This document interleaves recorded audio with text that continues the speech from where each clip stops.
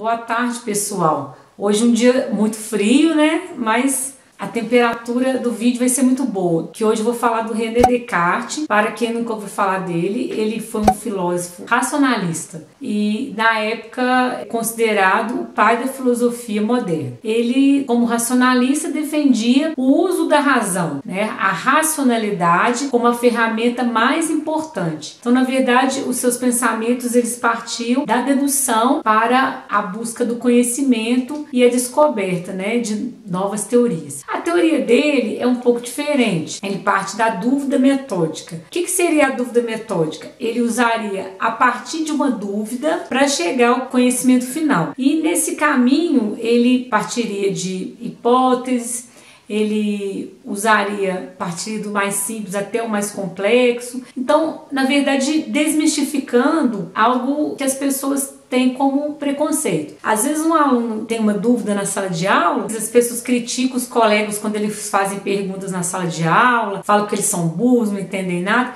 Olha que interessante, é uma teoria filosófica de um grande filósofo moderno, porque ele é do século XVI, né? Então ele já é moderno. E essa ideia de dúvida, ela é muito importante para o conhecimento humano. Não é aquela dúvida para atrapalhar a aula, que os alunos fazem para zoar, para atrapalhar o trabalho do professor, mas é aquela dúvida que parte do conhecimento, aquela que enriquece, que faz com que o professor cresça, né? E o professor vai discutir com o aluno sobre o conhecimento, um vai perguntar para o outro, até chegar mesmo na solução dos problemas. Então essa ideia da dúvida metódica, ela é muito importante para o Descartes. E através dela que ele chegou no penso logo existo. O que eu penso logo existo? É uma célebre frase do Descartes, onde ele fala que se nós, quanto seres humanos, temos pensamentos, então nós existimos. De que esse pensamento é feito? Esse pensamento é feito de 3 tipos de ideias. Ideias adventícias, que seriam o quê? Ideias do exterior. As ideias que a gente recebe, segundo Descartes, do mundo, das pessoas,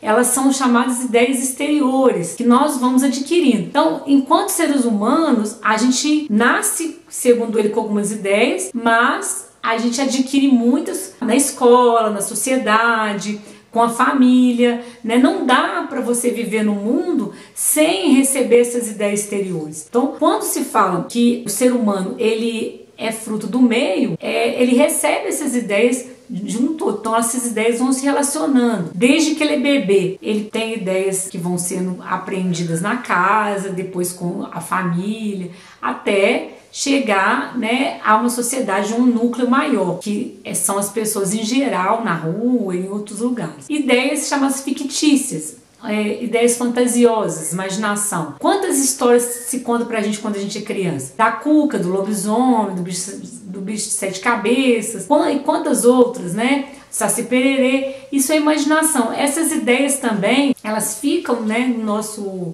reservatório de ideias como ideias que pertencem à nossa cabeça, né? Quando a gente cresce, a gente não passa a acreditar mais, mas muitas essas ideias elas fazem parte do imaginário das pessoas. E as ideias inatas, que ideias inatas que são essas? Que já nascem conosco. O que seriam essas ideias inatas? Segundo Descartes, seriam ideias inseridas por Deus, que seria esse grande ser, né, que faria com que existissem essas ideias nas pessoas. Na verdade, eu me relaciono até com a essência da pessoa, né? Eu enquanto ser, eu ser essência. Então, olha como que ele faz. Imaginação, ideias exteriores, ideias inatas.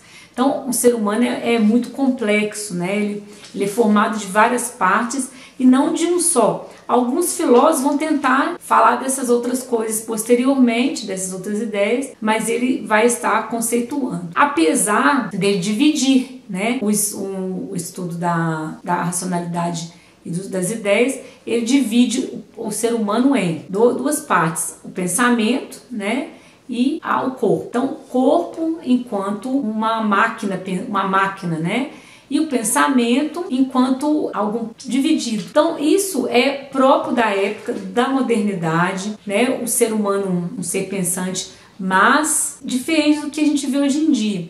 Quando a gente fala uma pessoa está com dor de cabeça, porque ela está com algum problema, isso não seria algo correto para Descartes, porque para ele não existe somatização de doenças. Para ele, as pessoas, elas são corpo e a alma, o espírito é outra coisa. Então essa divisão mecânica alma e corpo, ela é bem própria dessa época, né? Na idade contemporânea, até os médicos já se desligaram um pouco dessa ideia cartesiana da divisão corpo e alma, porque nós somos um todo. Então, apesar dele dividir as ideias em três, ele divide o corpo e a alma como duas coisas distintas.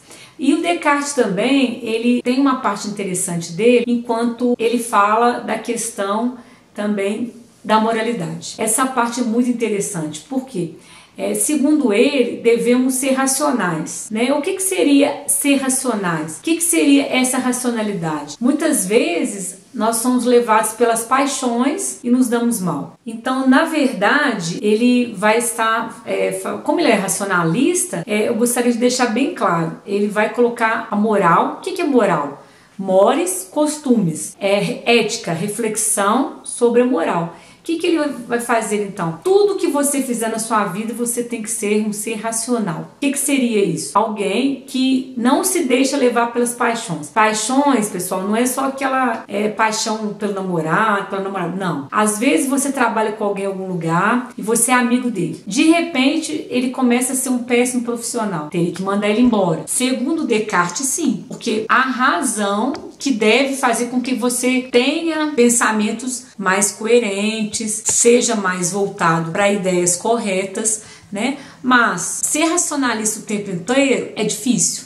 Mas, segundo Descartes, o ser humano, quanto mais racional ele for, melhor ele age e melhor ele será ao conduzir a sua vida, né? Mas, por falar de paixões, isso vai ficar para um próximo vídeo. Porque Descartes é a pura racionalidade, né? Tudo é a razão. E como eu falei no início do vídeo, ele vai fazer um estudo dedutivo e relacionado à matemática.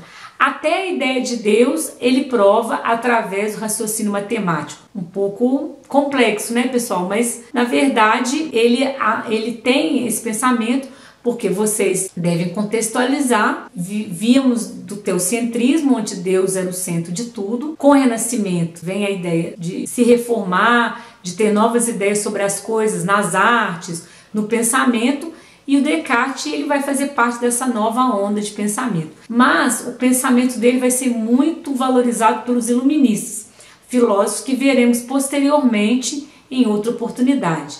Mas o próximo vídeo nós vamos falar das paixões, né? Quem são esses pensadores que têm uma ideia muito voltada para as paixões, ao contrário do nosso amigo Descartes? Spinoza, né? Hume, John Locke, David Hume. Então fica para outra oportunidade. Para os que não me seguem nas redes sociais, Facebook, Instagram, as mesmas aparecerão na descrição de vídeo e na descrição da tela. Boa tarde para todos, né? Espero que vocês tenham gostado do vídeo.